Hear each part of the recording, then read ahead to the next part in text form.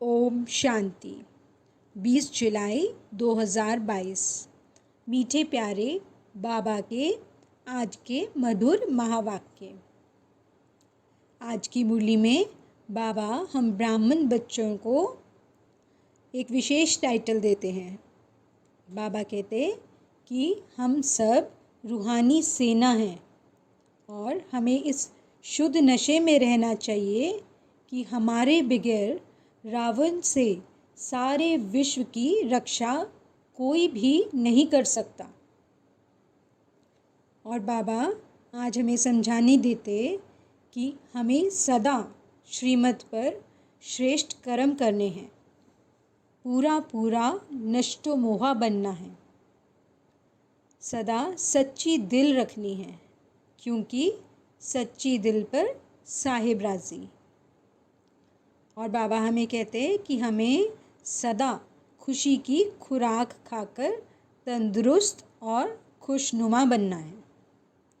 चलिए सुनते हैं आज की बाबा की मीठी प्यारी मुरली। बाबा कहते, मीठे बच्चे, तुम रूहानी सेना हो। तुम्हारे बगैर रावण से सारे विश्व की रक्षा कोई कर नहीं सकता। इसी शुद्ध नशे में रहना है। प्रश्न, बाप दादा किन बच्चों की बलिहारी का गायन करते हैं? उत्तर, बाबा कहते बलिहारी उन बांधेली बच्चियों अबलाओं की है जो मार खाते भी शिव बाबा को याद करती हैं। मार खाने से और ही नष्टो मोहा बनती जाती, जिस कारण उनका पद और ही ऊंचा हो जाता है। बाप ऐसे बच्चों को तसल्ली यानी धीरज देते हैं। बच्चे, तुम अपने को आत्मा समझो, यह देह तुम्हारी नहीं है। तुम बाप के बन चुके हो तो अवस्था पक्की होती जाएगी। सच्ची दिल पर साहिब राजी होगा। गीत, तुम्हें पाके हमने जहाँ पा लिया है। ओम शांति। बच्चे सामने बैठे हैं, जानते भी हैं हम सेना हैं। किसकी सेना है? ईश्वर की। क्या कर रहे हो? हम रावण पर विजय पा रहे हैं। गोया इस सारी सृष्टि को रावण राज्य से छुड़ाए अपने राज्य की स्थापना कर रहे हैं। बैठे देखो कैसे साधारण रीति हो, कोई हाथ पांव नहीं चलाते हो, परंतु हो बड़ी जबरदस्त सेना। तुम मददगार हो ईश्वर के। ईश्वर भी गुप्त है, तुम भी गुप्त हो। उनको शहंशाह भी कहते हैं। तुम्हारी युद्ध इतनी जबरदस्त और गुप्त है जो तुम विकारों पर जीत पाकर सारे विश्व पर जीत पा लेते हो। तुमको फील होगा जैसे वह सेना है, वैसे हम भी रूहानी सेना हैं। समझते हो भारत का सारा मदार है इस सेना पर। हम सेना न होती तो दूसरे जीत पा लेते। उस सेना में तो कभी कभी राजाओं आदि को भी भगाए मिलिट्री का राज्य कर लेते हैं। मिलिट्री समझती है हमारे बगैर कोई देश की रक्षा कर नहीं सकता। तुमको भी शुद्ध अहंकार है। हम ईश्वरीय सेना के बगैर रावण से कोई रक्षा कर नहीं सकता। अब वह मिलिट्री भी देखो और यह भी देखो, तुम जैसे हो वैसे हो। तुम्हारे पास कोई भी ड्रेस व हथियार पंवार नहीं है। वह तो कितनी ड्रेस पहनते हैं, जैसे स्वांग बनाते हैं। होली में भी स्वांग बनाते हैं। राम की भी सेना दिखाते हैं। उनको मुंह बंदर का दे दिया है। वह तो सिर्फ गुड़ियों का खेल करते हैं। अब तुम बच्चे जानते हो हम रावण रूपी 5 विकारों की जेल से छुटकारा पा रहे हैं। एक तो रावण का जेल, फिर रावण की मत पर चलने वालों का जेल। भक्ति की भी जंजीरें, गुरुओं की भी जंजीरें, फिर पति की भी जंजीरें। रावण की मत पर तुम कितने दुखी होते हो, कितना पुकारते हो। रावण हमको बहुत सताते हैं। तुम जानते हो जितना जितना हम योग में रहते हैं उतना हमारी आत्मा दुख से छूटती है। अबलाओं पर अत्याचार तो बहुत होते हैं, बहुत मार खाती है। अबलाएं पुकारती हैं, अब हम क्या करें? बाप फिर तसल्ली, धीरज देते हैं। यह तो समझाया है, तुम अपने को आत्मा समझो। यह देह हमारी नहीं है, हम मर चुके हैं, बाप के बन चुके हैं और कोई उपाय नहीं है। हम तो शिव बाबा के हैं। जो सच्चे बच्चे होते हैं उनकी अवस्था पक्की रहती है, ज़रा भी विकार की तरफ ख्याल नहीं जाता है। ऐसे बच्चे पर अगर कोई ज़बरदस्ती जुल्म करते हैं तो उसका पाप नहीं चढ़ता है। पुकारती हैं, बाबा हम तो आपके हैं, शरीर तो जैसे मुर्दा है। ऐसे निश्चय बुद्धि वाले जो हैं वह भी बड़ा ऊंच पद पा लेते हैं, अगर सच्ची दिल है तो। ऐसे सच्ची दिल पर ज़रूर साहेब राज़ी होगा। यहाँ भी बच्चियाँ इतना याद नहीं करती हैं जितना जो मार खाती हैं वह याद करती हैं। बाप के पास पुकार आती है, बंधन है, बाबा बंधन से छुड़ाओ। जो छूटे हुए बंधन मुक्त हैं वह भी इतना याद नहीं करते हैं जितना बांदेलियाँ याद करती हैं। शिव बाबा की याद से ही बेड़ा पार होता है। कोई कहते हैं, बाबा हमको मुरली भी पढ़ने नहीं देते हैं। अरे तुम बाप को याद करती रहो, मुरली में भी रोज़ यही समझाया जाता है। मूल बात है याद का चार्ट रखो। हम बाबा को कितना समय याद करते हैं, ये मेहनत बहुतों से होती नहीं है। घड़ी घड़ी याद भूल जाती है। बांधेली बच्चियाँ तो मार खाते खाते और ही जास्ती याद करती हैं। बलिहारी उन अबलाओं की है जो मार खाते भी याद करती हैं। बाबा कहते हैं, तुम अपने को आत्मा समझ बाप को याद करती रहो। जितना जास्ती मारेंगे तुम और ही नष्टो मोहा होती जाएंगी। मार भी अच्छा पद बना देती है। बाबा को भी ऐसी ऐसी बच्चियाँ याद पड़ती हैं। हाँ, कोई बहुत अच्छे महारथी भी हैं जो बहुतों की सर्विस करते हैं, योगी बनाते हैं। योग की बहुत महिमा है। तुमको तो सब पर तरस खाना है।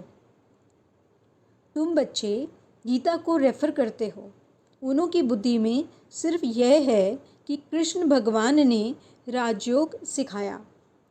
तुम कहते हो परम पिता परमात्मा ने राजयोग सिखाया। यह सिद्ध करने के लिए ही तुम पूछते हो, परम पिता परमात्मा से तुम्हारा क्या संबंध है? पिता कहते हैं ना, पिता का ही फरमान है कि हमारे साथ योग लगाओ तो तुम्हारे विकर्म विनाश होंगे। कोई मनुष्य मात्र के साथ योग नहीं लगाना है। अगर सिखाने वाला ही मनुष्य होगा तो तुम्हारा कल्याण नहीं होगा। गीता में भी नाम देहधारी का रख दिया है। हम कहते हैं हमको निराकार परम पिता परमात्मा योग सिखाते हैं। तुम कोई की निंदा नहीं करते हो, तुम तो बाप की महिमा करते हो। परंतु समझाने वाले बड़े तीखे और सयाने चाहिए, क्योंकि वहाँ बड़े बड़े विद्वान पंडित भी बहुत आते हैं। सन्यासियों की भी सेना है ना, सबके हेड्स आते हैं। तुम बच्चे ऐसे चतुर होने चाहिए जो बात बिल्कुल थोड़ी करो और एकदम तीर लग जाए। जास्ती कुछ भी बोलने की दरकार ही नहीं है, क्योंकि वे क्रोधी भी बहुत होते हैं। उनकी भी बड़ी सेना है। कहाँ से भी निमंत्रण आता है तो तुम जा सकते हो। तुम बच्चे भी समझ सकते हो हमारे में कौन कौन अच्छी ललकार कर सकते हैं। एक अल्फ का ही अर्थ ही समझाना है। दो चीज़ें हैं बस। बाप अल्फ कहते हैं, मुझे याद करो तो तुम विश्व के मालिक बन जाएंगे। यह तो अल्फ भगवान ही कह सकते हैं, जो ही रचयिता है, हेवनली गॉडफादर है। वे कहते हैं, मुझे याद करो तो तुम्हारे विकर्म विनाश होंगे। श्री कृष्ण को याद करने से विकर्म विनाश नहीं होंगे। कृष्ण अब कहाँ है? उसने तो एक शरीर छोड़ दूसरा ले लिया। निराकार तो अविनाशी है। सारी समझानी इस बात पर देते हैं। कितनी भूल कर दी है। भगवान उवाच, मैं तुमको विश्व का वर्षा देता हूँ। कृष्ण कैसे सबको वर्षा देगा? कृष्ण तो भारत का है ना। पतित तो सारी दुनिया है। सबका पतित पावन तो एक ही निराकार है। तुम्हारी बुद्धि में यह सब बातें हैं। भक्ति के पाठ की भी नॉलेज है। पहले पहले होती है शिव की पूजा। सोमनाथ का मंदिर बना हुआ है। इतना बड़ा सोमनाथ का मंदिर किसने बनाया? और कोई की ताकत नहीं। ज़रूर इस समय इतना साहूकार थे जो ऐसे मंदिर बनाए। तुम बच्चों में अभी समझ है बरोबर हम कितने साहूकार थे। इतना बड़ा सोमनाथ का मंदिर बनाया है। ज़रूर महाराजा होगा। देवी देवताएं खुद ही पूज्य थे, वही पुजारी बन पड़े। फिर वही पूजा के लिए मंदिर बनाएंगे। ऐसे नहीं कोई एक सोमनाथ का मंदिर बनाते हैं। एक ने शुरू किया, फिर बहुतों ने बनाया, फिर बहुत मंदिरों को लूटा होगा। एक मंदिर से ही इतना सामान निकला जो ऊँट भरकर ले गए। जब चढ़ाई करते हैं तो कोशिश करते हैं कैपिटल को हाथ करें। फिर उनकी विजय हो गई। अब तुम्हारी बुद्धि में है बरोबर यह दिल्ली परिस्थान थी। धर्मराज ने स्थापन किया था। दिल्ली फिर से परिस्थान बनेगी।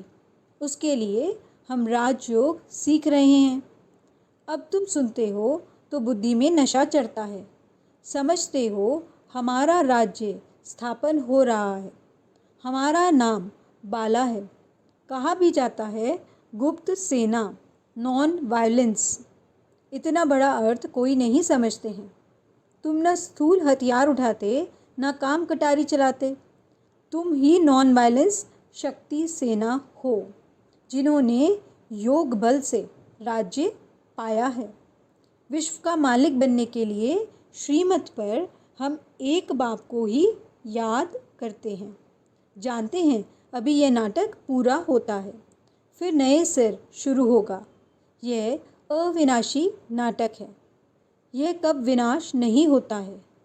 बाकी इतना ज़रूर है, जब नई दुनिया होती तो पुरानी दुनिया खल्लास हो जाती है। चक्र तो फिरता ही रहता है। यह अनादि ड्रामा है। जैसे भगवान के लिए कहते हैं हाजिर नाजिर हैं, वैसे ये ड्रामा चक्कर लगाता ही रहता है। इस ड्रामा में सब एक्टर्स हैं ही हैं। तुम जानते हो मूल वतन और स्थूल वतन है ही हैं। फिर सत्युग त्रेता चक्र लगाकर फिर रिपीट होता है। यह अविनाशी ड्रामा है। हम एक्टर्स भी ड्रामा में हैं ही हैं। शुरू से अंत तक सबका पार्ट है ही है। वह छोटा ड्रामा होता है जो पुराना हो जाता है। यह कभी पुराना नहीं होता। यह अविनाशी ड्रामा कब पुराना होता है क्या? नहीं। बाकी हम पार्ट में आते हैं। नए से पुराने हो, फिर पुराने से नए हो जाते हैं। तुम जानते हो बरोबर हम राजा रानी थे, अब रंक बने हैं। रंक से फिर राव बनते हैं। रंक माना फ़कीर। बाप आकर सबको राह बताते हैं। तुमको बहुत नशा होना चाहिए। यह नई नॉलेज तुमको मिलती है, और मिलती भी एक ही बार है।